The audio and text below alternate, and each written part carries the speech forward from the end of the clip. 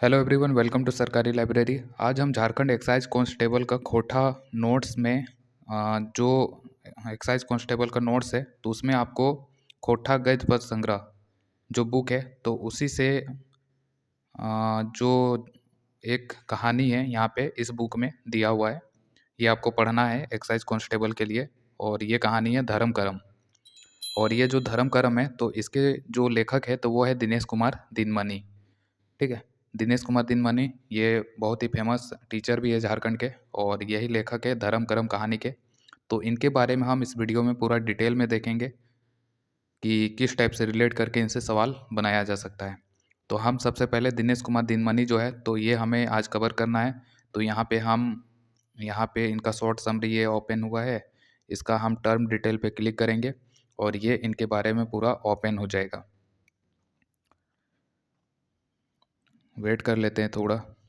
ये ओपन हो गया दिनेश कुमार दिनमनी और इन्हीं के बारे में जो है हमें ये सब चीज़ आज कवर करना है कि कैसे इनका शिक्षा वगैरह कहाँ पे हुआ, क्या क्या लिखा है इन्होंने, एग्जाम में किस टाइप से क्वेश्चन बनेगा, तो वो सब देखेंगे। तो चलिए देखते हैं। सबसे पहले याद रखिए कि जो दिनेश कुमार दिनमनी है ये खोटा के लेखक है और इनका जो जन्म हुआ था तो ये 13 सितंबर 1969 को हुआ था। तो इनका जन्म डेट याद रखिए। पहला सवाल यहीं से बन जाएगा कि खोटा के जो लेखक है दिनेश कुमार दिनमनी तो इनका जन्म कब हुआ था। तो 13 सितंबर 1969 इनका जन्म डेट है, ये आपको याद रखना है। दूसरा सवाल बनेगा कि इनका जन्म ठान की ला गई, यानी कि जन्म स्थान इनका क्या है।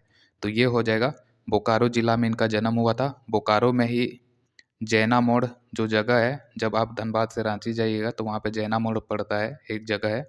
तो वहीं पे बाराडी नामक गांव में इनका जन्म हुआ था। तो बोकारो के बाराडी नामक जगह, गांव कहिए, तो वहीं पे उनका जन्म हुआ था 13 सितंबर 1969 को। ये दूसरा सवाल बन सकता है। तीसरा सवाल बनता है इनसे रिलेट करके कि इनके पिता का क्या नाम है। तो इनके पिता का नाम है महेश्वर महतो, जो कि एक सेवानिवृत्त शिक्षक हैं। यानी कि इनके पिता महेश्वर महतो एक शिक्षक थे जो कि रिटायर हो चुके हैं। और इनकी माँ का नाम है फूलू देवी। ठीक है। तो फूलू देवी इनके माँ का नाम है। ये 4 सवाल बन सकता है। जन्म डेट, जन्म स्थान, पिता का नाम और माता का नाम। और ये प्रीवियस ईयर में पूछा गया सवाल है कि इसी टाइप से क्वेश्चन बनता है। ठीक है। तो ये चारों याद रखना है। फिर इनसे रिलेट करके याद रखना है कि दिनेश कुमार दिनमनी जो है तो इनके द्वारा जो कहानी लिखा गया है वो कौन कौन सा कहानी है। तो एक हो जाएगा फूल कोबिक झौर धर्म करम, जो कि हमने देखा खोटा गद्य पद संग्रह में आपको पढ़ना है। फिर हो जाएगा पगली मोर गेली और एक हो जाएगा जीत। तो ये 4 कहानी का नाम याद रखना है। चारों के रचयिता कौन है? दिनेश कुमार दिनमनी। फूल कोबिक झौर, धर्म करम, पगली मोर गेली और जीत। तो ये चारों का नाम आपको याद रखना है। और यहाँ से कहानी से रिलेट करके इस टाइप से भी सवाल पूछा जाएगा कि फूल कोबिक झौर के रचयिता क्या लगे। तो ये दिनेश कुमार दिनमनी। और इसी से रिलेट करके ये सवाल बनाया जा सकता है कि फूल कोबिक झौर जो है तो ये कैसा रचना है। क्या ये कहानी है, कविता है, नाटक है, निबंध है। तो आपको याद रखना है कि फूल कोबिक झौर हो गया, धर्म करम हो गया, पगली मोर गेली हो गया या जीत हो गया, ये चारों जो है कहानी है। ठीक है। तो ये चारों कहानी है, याद रखना है। इसी तरह इनके द्वारा जो जो कविता लिखा गया है तो वो कौन कौन सा कविता है। ए मानुस कविता के रचयिता यही है। सोचो उपाय, आयग आर धूंगा, इंजुरियग बांटा। तो ये चारों कविता भी लिखा गया है दिनेश कुमार दिनमनी के द्वारा। ठीक है। तो ये याद रखना है। ऐसे भी पूछा जाएगा कि मानुस कैसा रचना है। तो ये कविता है। सोचो उपाय कैसा रचना है, कविता है। तो इस टाइप से भी बनता है सवाल। उसके बाद फिर इनके द्वारा कौन कौन सा नाटक लिखा गया है। तो नाटक देख लीजिए, जिनगिक संगी, गुरु बाबा दाढ़ी हो जाएगा, शंभुक वध हो जाएगा। तो ये 3 नाटक जो है इनके द्वारा लिखा गया है, जिनगिक संगी, गुरु बाबा दाढ़ी और शंभुक वध। और इनके द्वारा कौन कौन सा पत्र पत्रिका है खोटा में या हिंदी पत्रिका जिसका ये संपादन किए हैं, संपादक रहे हैं। तो याद रखिए खोटा लोक साहित्य के सह संपादक ये थे। इसी तरह तितकी पत्रिका खोटा का भी सह संपादक ये रह चुके हैं। करील पत्रिका का संपादन इन्होंने किया है। फिर झारखंड संदेश पत्रिका जो है तो उसके सह संपादक रहे हैं। तो ये कुछ पत्रिका है जिसका संपादन इन्होंने किया है। इसी तरह हिंदी भाषा का एक पत्रिका है युद्धरत आम आदमी, उसके भी सह संपादक है। और ये हिंदी भाषा का जो पत्रिका है युद्धरत आम आदमी, तो इसका संपादक रमनीक गुप्ता भी रहे हैं और वो हजारीबाग से इसे प्रकाशित करते थे। तो उसी के सह संपादक थे दिनेश कुमार दिनमनी। फिर इनको कौन कौन सा सम्मान मिला है, तो याद रखना है कि इनको खोटा रत्न सम्मान मिल चुका है, बोकारो खोटा कमेटी के द्वारा दिया गया था।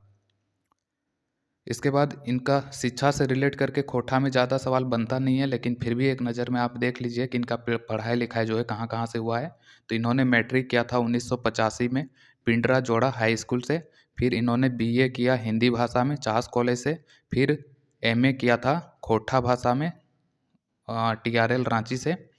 और 1995 में किया था एमए।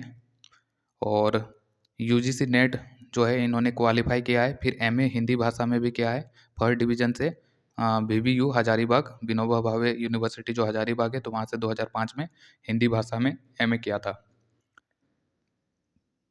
इसके बाद इनका पेशा दो याद रखिए, एक तो ये लेखक भी हैं और अभी ये शिक्षक भी है, मतलब कि कोचिंग वगैरह में पढ़ाते भी हैं।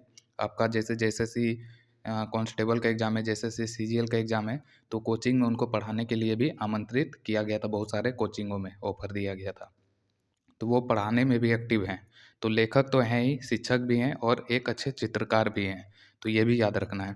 आरटीसी कॉलेज और मांझी में ये अध्यापन कर रहे हैं 2007 से पढ़ा रहे थे आरटीसी कॉलेज और मांझी रांची में। और क्या, और ये सब जो है आपका पेशा वगैरह ये याद रखना है। पेशा जो है लेखक और चित्रकार और शिक्षक 3 पेशा हो गया। और ये जो है शिक्षा से रिलेट करके ज़्यादा सवाल पूछा नहीं गया है आज तक खोटा में, कोई भी एग्ज़ाम उठा के देख लीजिए। और यहाँ से जो है ये सारा चीज़ याद रखना है। सम्मान भी याद रखना है कि पूछ देगा कि खोटा रत्न कब मिला था, तो इनके बारे में खोटा रत्न कब मिला है, तो ये तो बुक वगैरह में मेंशन नहीं मिलता है। अगर बाद में हमें कहीं पे मिलेगा तो वो फिर हम यहाँ पे अपडेट कर देंगे कि खोटा रत्न इनको कब दिया गया था बोकारो खोटा कमेटी के द्वारा। तो ये सम्मान वगैरह भी याद रखिए, क्योंकि सम्मान वगैरह एग्ज़ाम पूछा गया है। खोटा भाषा का कोई भी एग्ज़ाम होता है तो उसमें पूछा जाता है कि खोटा रत्न कब दिया गया था, तो ये सब सवाल बनता है। और ये पत्र पत्रिका का नाम वगैरह याद रखना है, नाटक कविता कहानी, माता पिता जन्म स्थान, सब चीज़ याद रखना है। इसी तरह जैसे कि अब यहाँ पे आ गया है हमारा बोकारो ज़िला, तो बोकारो ज़िला के बारे में थोड़ा हम देख लेते हैं कि जो बोकारो ज़िला है तो इसका स्थापना हुआ था आपका 1 अप्रैल 1991 को ये बोकारो ज़िला बना था। धनबाद का जो चास और चंदन क्यारी अनुमंडल है और गिरिडीह का बेरमो अनुमंडल, यानी कि गिरिडीह से बेरमो अनुमंडल को काट करके अलग किया गया और धनबाद जिला का चास और चंदन क्यारी अनुमंडल को काट करके अलग किया गया और फिर मर्ज किया गया और बोकारो जिला बना। और इसका मुख्यालय बोकारो ही है। ये कौन सा प्रमंडल में आता है, तो उत्तरी छोटा नागपुर प्रमंडल में आता है। बोकारो जिले में जो है 2 अनुमंडल है और प्रखंड कितना है, प्रखंड 3 है। इसी तरह बोकारो में जो बेरमो अनुमंडल है तो उसमें 7 ब्लॉक हैं। और ये जो ब्लॉक है ना, तो ये भी एग्जाम में पूछा जाता है कि बोकारो जिला का जैसे देगा कि नावाडी ब्लॉक जो है ये कौन सा जिला के तहत आता है, तो ये भी याद रखना है। तो ब्लॉक वगैरह का भी नाम आपको पता होना चाहिए कि कोई जिला है तो उसमें कौन कौन सा अनुमंडल है, नाम क्या है, ब्लॉक क्या है, तो वो याद रखना है। तो बेरमो अनुमंडल में 7 ब्लॉक कौन कौन सा है, बेरमो, चंद्रपुरा, कसमार, पेटरवार, गोमिया, जरेडी और नावाडी। इसी तरह जो हमारा चास अनुमंडल है, चास अनुमंडल, तो उसमें 2 ब्लॉक है, चास और चंदन क्यारी। और बोकारो जिला के अंतर्गत विधानसभा क्षेत्र कितना आता है, 4 गो। कौन कौन सा, बोकारो, बेरमो, गोमिया, चंदन क्यारी। और बोकारो जो विधानसभा क्षेत्र है तो ये हमारा अस्तित्व में आया था 1977 में। और बोकारो विधानसभा क्षेत्र से 1977 में पहली महिला बसंती देवी जो है निर्दलीय चुनाव लड़ी थी। और ये बोकारो जिला कौन सा लोकसभा क्षेत्र के तहत आता है, तो इसके तहत 2 लोकसभा क्षेत्र आता है। इसका कुछ इलाका तो धनबाद में पड़ जाता है और दूसरा जो है गिरिडीह में आ जाता है। ठीक है, तो ये याद रखना है आपको शॉर्ट समरी बोकारो के बारे में भी।